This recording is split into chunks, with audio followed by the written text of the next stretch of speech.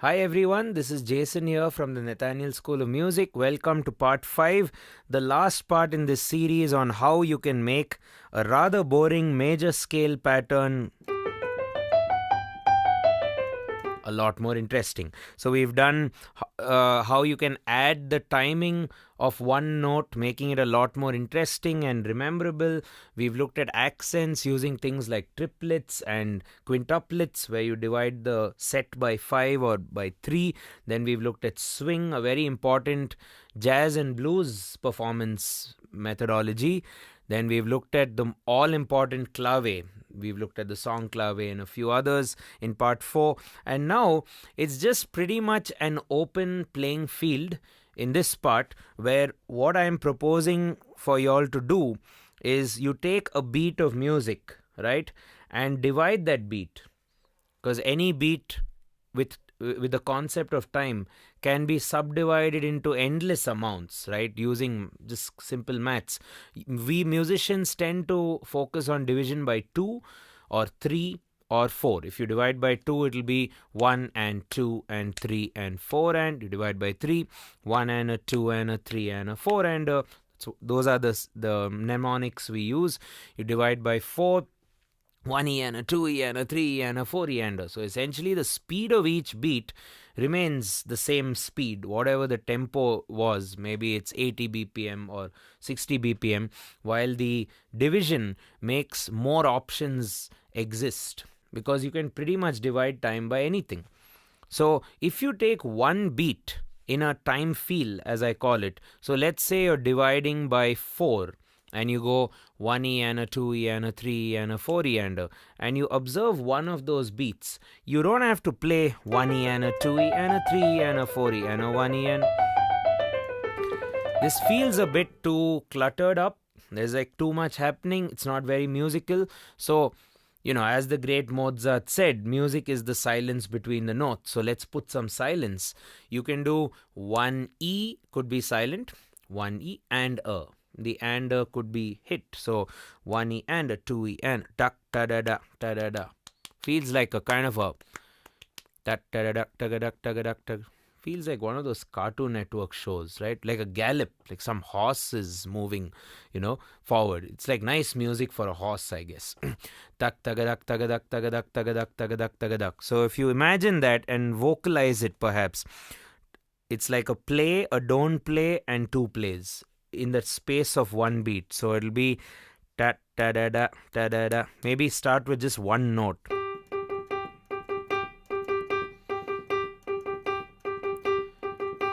Right? You could call this the gallop, and you go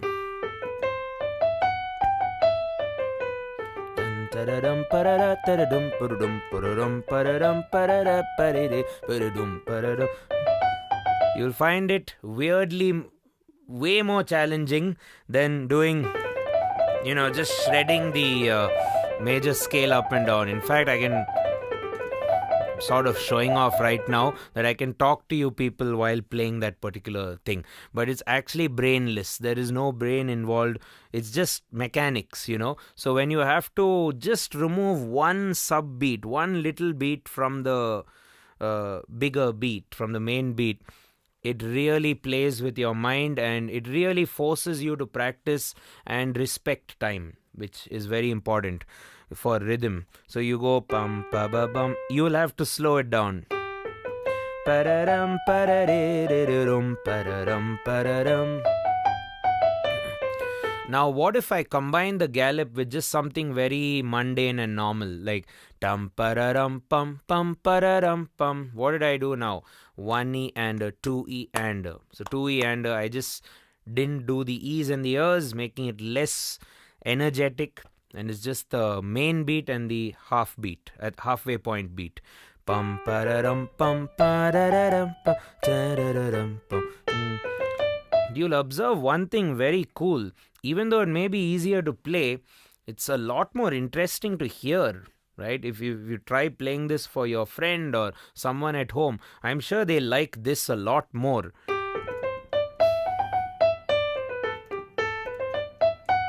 With some chords.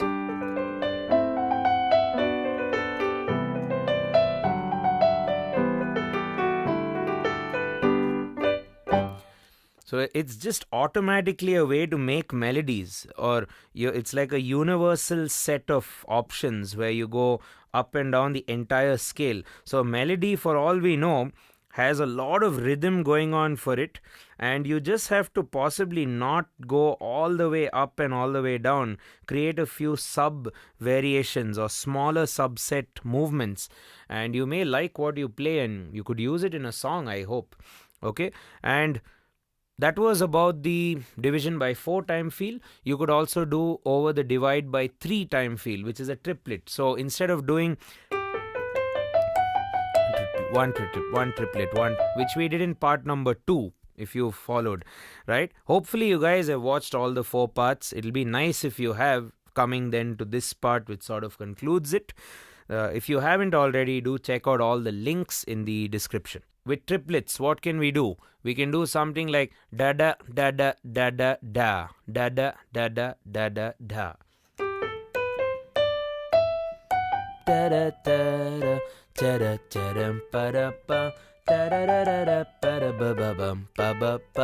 You have all these different interplays of triplet permutations, and again you hold your shape. You don't alter the motion, ascending and descending, as opposed to what you may be wanting to do now. You may be wanting to have more fun melodically, but the fun of this exercise, or the challenge of this exercise, is to hold your melodic ordering while adding the flavor of rhythm to the entire equation, and thus really conditioning your ear and hopefully improving your rhythmic theory and also improving your technique, because you'll have to really think with which finger you're playing. It's no longer a mechanical pattern, so to speak. So something like,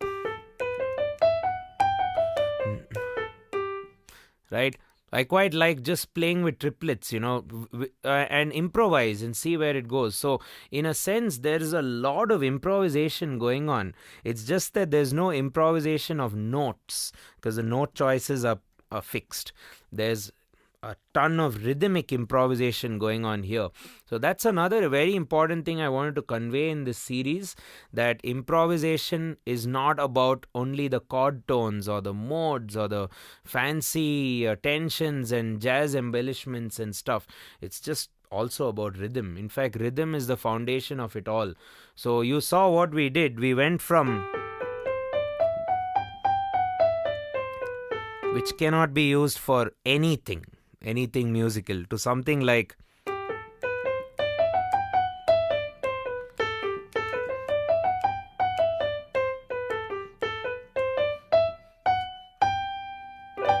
right, everyone? Hope you found our 5-part tutorial series interesting. If you did, please share the video and our channel with all your musician friends.